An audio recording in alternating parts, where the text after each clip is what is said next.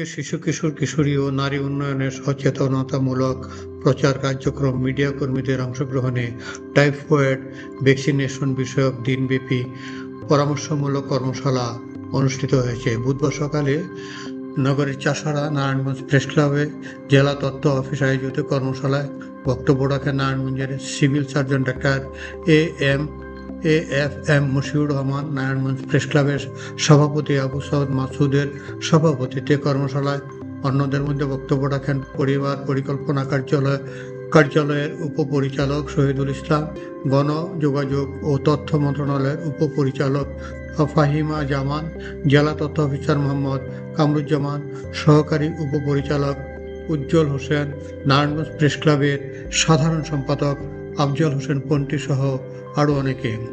কর্মশালায় জানানো হয় 9 মাস বয়স থেকে 14 বছর বয়সী সকল শিশু এবং প্রাক প্রাথমিক থেকে নবম শ্রেণীর বা সমমানের সকল শিক্ষার্থীকে বিনামূল্যে 1 ডোজ টাইফয়েডের টিকা প্রদান করা হবে।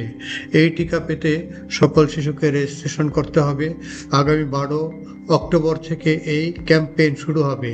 কর্মশালায় টাইফয়েডের কারণে শিশুদের শরীরে কেমন প্রভাব পড়ে এবং কি পরিমাণ শিশু বছরের টাইফয়েডে আক্রান্ত হয় তার পরিসংখ্যান তুলে ধরা হয়।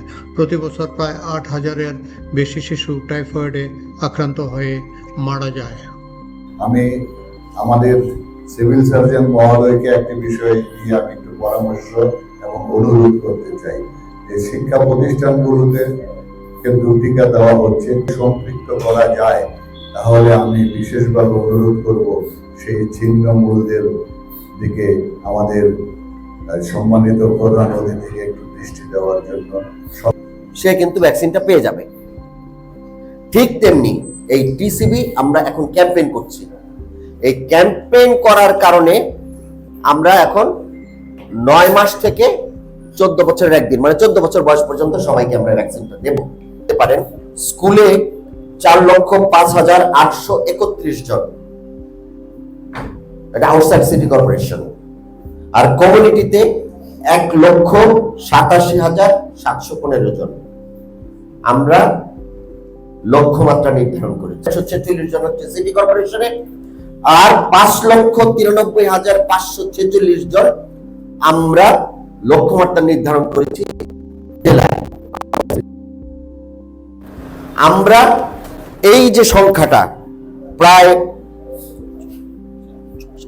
8,08,000 এরকম 8,10,000-এর মতো হচ্ছে, আমরা এই সংখ্যাকে 100% আমরা কাভারেজের ভিতরে আনবো।